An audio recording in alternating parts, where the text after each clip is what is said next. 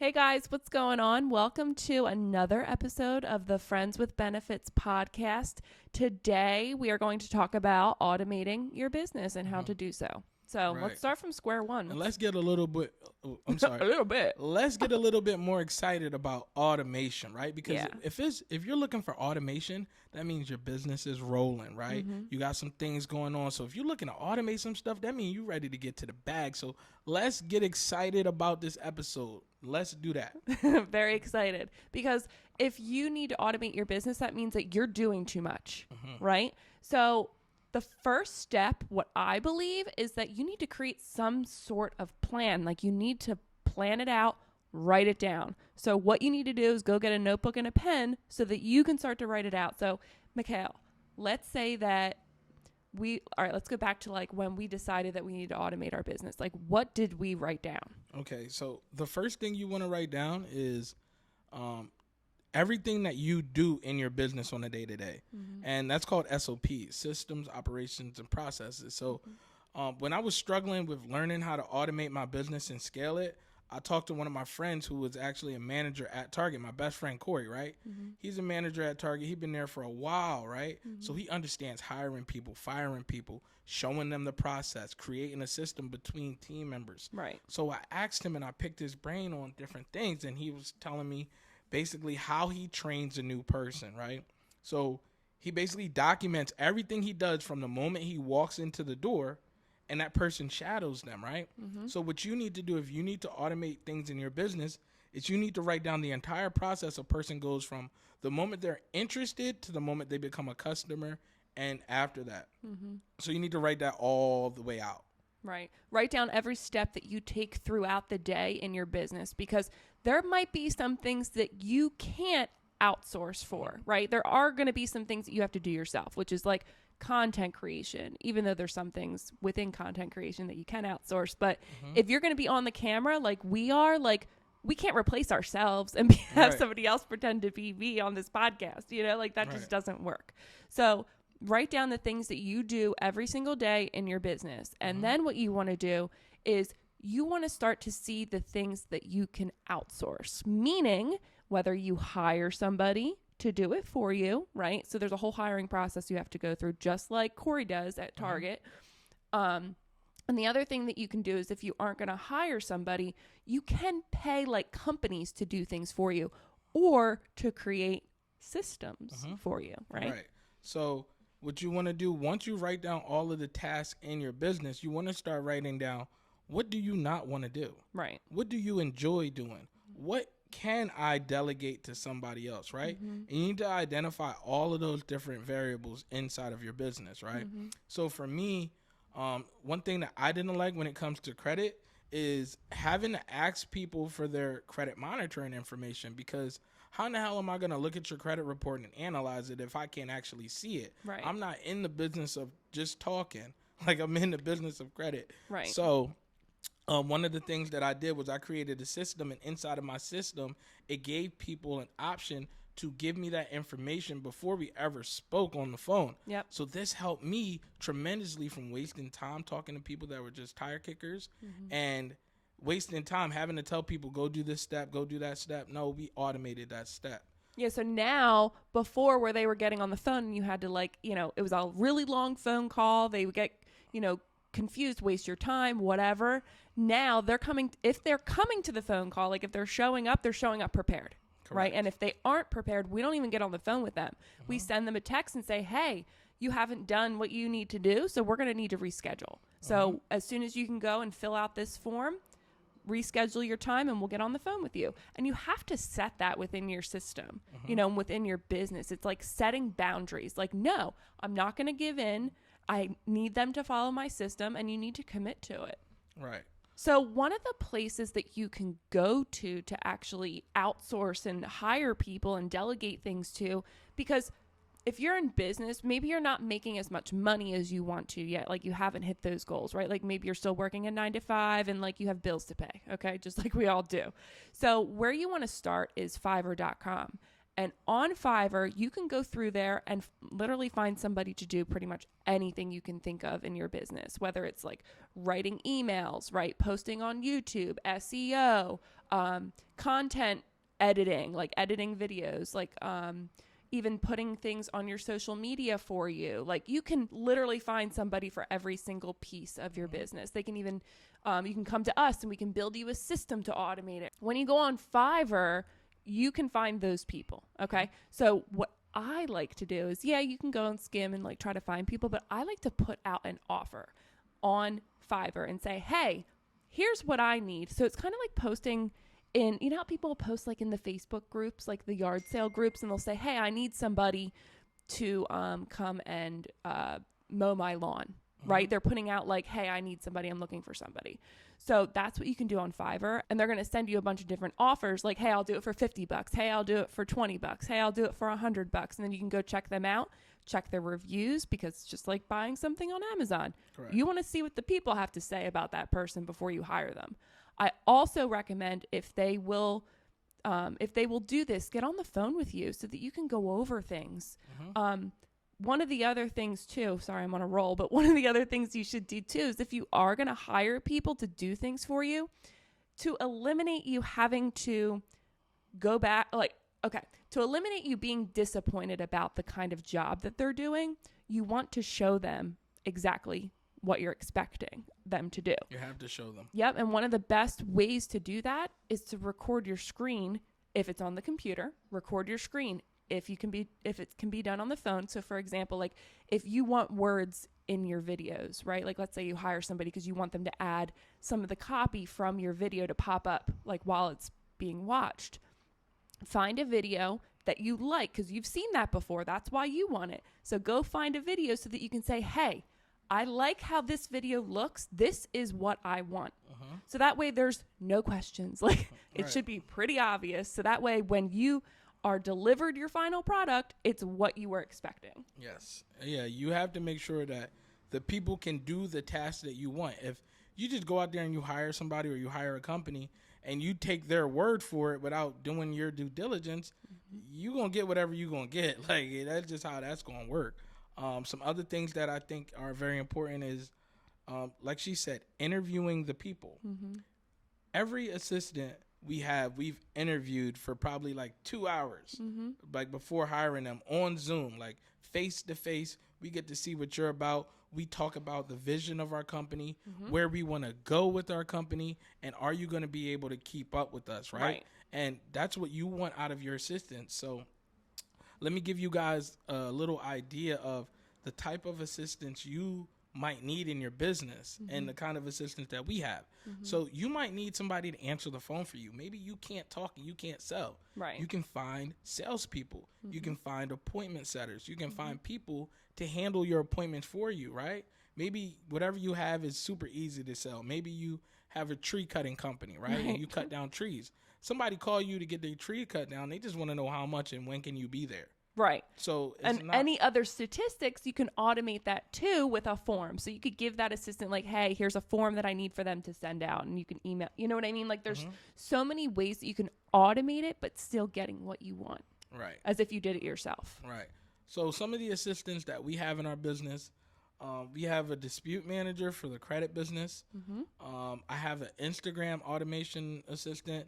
He automates my Instagram. It's constantly getting me more followers, more people to engage with me. He's also engaging with them as well. We have a marketing assistant that helps us with all of our marketing campaigns, all of our websites, all of our funnels, anything that has to do with digital marketing online. We have an assistant for that.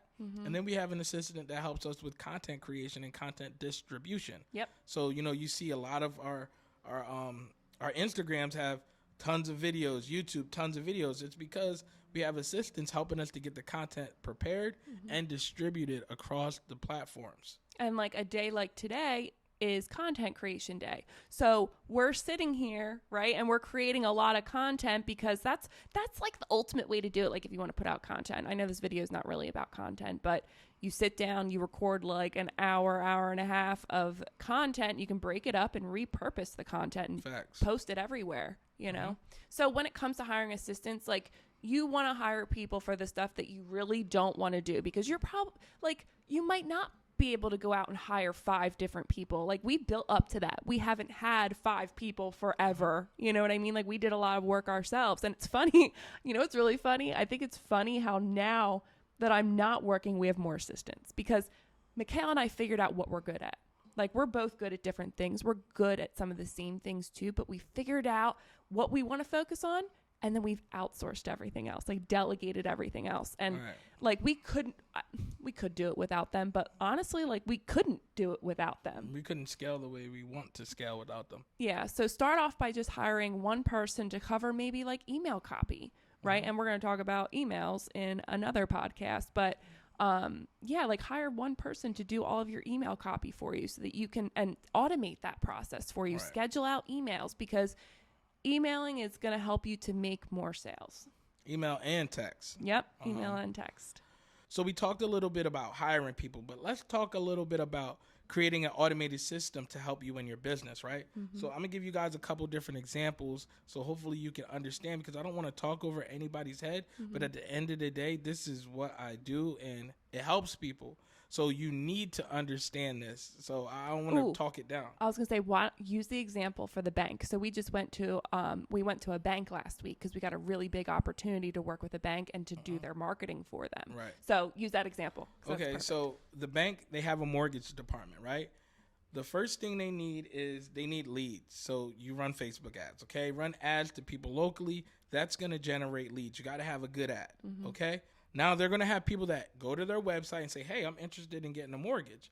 And they're going to book a call. So now when that person books a call, the person's going to get reminded from right away, 24 hours, 3 hours, 1 hour, to make sure that they show up to that call. But not only that, we want to make sure that they're getting qualified appointments. So when we're reminding the people to make sure they show up to their call, we're also reminding them to fill out a survey that gives the bank information that they would ask over the phone. So it's going to save them time, and they can take more appointments. Right. And they're going to have way more qualified people show up to the appointments. If somebody is not qualified, like if they don't fill out the information, they can either just move on to another person, or just know that call needs to be brief, and they need to send them to go fill out that information and get back on the calendar. Not only that, they are able to make sure that they get reminded about the appointments as well. So now let's say that they talk to somebody over the phone and that person does not get signed up or does not get started with their mortgage department. Well, now we can automate the follow-up process by sending out emails and text messages, letting them know different information. Hey, mortgages are going up in July. Mortgage rates, or mortgage rate. You mean I'm not an expert at mortgages, right? But I am an expert at marketing and automation. Yep. So anyone who doesn't get started right away, we're going to follow up with them automatically via emails and text. Versus what the bank was doing where, okay, let's just mark them down and we'll call them back next month and see if they're interested. No, we're going to actually put together a marketing campaign to show them why they should be interested in doing business with our bank, right? So, and that's what's going to set their bank apart. And that's what it is with business. You want to do what's going to set yourself apart from the rest, right? And the main thing that sets you apart from the rest is you, because there's only one you, and you're going to do things a little bit differently. But with automations, right, like, the best part about it is not having to do it yourself, right? And to just have people that are doing it for you, doing it the right way, so that you can focus on the things that you want to focus on. So by creating this system for the bank like we are, it's going to allow for them to talk to qualified leads. They're going to be getting on the phone for a shorter amount of time, okay? And then they're going to be able to retarget those people, and they're collecting all their information. Correct. So now if they have a bank event, right? If they want to send out a mass email list to their customers saying, hey, it might not even be mortgage related. It might be for something else within the bank. They have that information. Collecting people's information is everything. And that's one of the main things about creating a system is you want to be able to collect people's information, because if you have a sale going on, if you're closed one day, if you have a brand new product coming out, like, you want to be able to communicate that. Right. Even my dad, who has a restaurant, right? they communicate to their customers through Facebook, but they have email lists too. Because if they're closed due to bad weather or whatever, or they have like a new buffet special or specials for the weekend, they communicate that with their customers. Every single business, if you're in business, you need a form to collect those emails, and then you need a marketing system so that you can continue to market to those people and let them know. Yeah, and let them know. When we say automating your like emails, like basically you can put together an email campaign that's gonna last for the next year, and you can do it right now in one sitting. Versus every day hopping on and sending out an email to people. Like, you can set that up for long term. Also, when it comes to automating things, you can automate your digital products, right? I see a lot of people, they'll have like a link in their bio and it goes directly to the product to buy. But what happens if somebody came there and they checked it out, but maybe they couldn't afford it at the time, or maybe they distracted. Just were not ready. They were distracted and they were not ready to buy. Well, you need to be able to capture those people's information so that you can continue to market to them, because people typically don't buy anything from you until they've been exposed 8 to 14 times. So if they only came to your website one time and then they left, you're losing. So you need to be able to constantly put that product back in front of people, constantly put testimonials, results, different ways that this product can help them in front of that person may it be by email or text message or social media. So if you have a Pixel, right? So I'm sure you guys are somewhat familiar with this, maybe not the techno babble piece of it, but if you go to a website, let's say you go to Nike.com and you're looking at a pair of Air Forces, right? And you're like, oh, I really like those, blah, blah, blah. You're just browsing. Maybe you add them to cart, maybe you don't. So if you add them to cart, they're going to send you hey, you forgot to purchase these sneakers that you wanted. You're going to go on Facebook, scroll your news feed, and you're going to see an ad from Nike with the shoes you were just looking at. Like, it's crazy. Any digital product you have, you should have an add to cart campaign, because there's going to be people that start their checkout process and they don't finish. Right. So if American Eagle and Hollister and Old Navy and Kohl's all have that, you need to have that too if you're planning on scaling your business to anything higher than 5 figures or 6 figures. Yep. And I think that really puts it into perspective for people. Like, do what the big businesses are doing too, because they're doing it right. Like, I probably have 100,000 emails. They're paying for ads on Facebook. You need to be paying for ads on Facebook. It just makes sense. It just makes sense. And you don't have to be a millionaire to market your business. There's a lot of ways that you can market your business for free, and then there's paid advertising and paid marketing as well. All right, so I think that's going to conclude this episode. But guys, if you need any help marketing, automating your business, or putting together systems, we've been able to help businesses in a lot of different industries, and we're sure that we can help you as long as you can come to us with the actual game plan. Your business is actually working and it makes sense, then we'll be able to help you put together things in place to help automate and scale your business. So reach out to us, click the link in the description or wherever you're watching this video. Yeah, we want to be your coaches. We want to help you, because your business can be successful and you just might need a little bit of help. So reach out to us. You need them sparring partners. Yeah. I can't even do it. We'll see. We'll see you on the next episode of Friends with Benefits.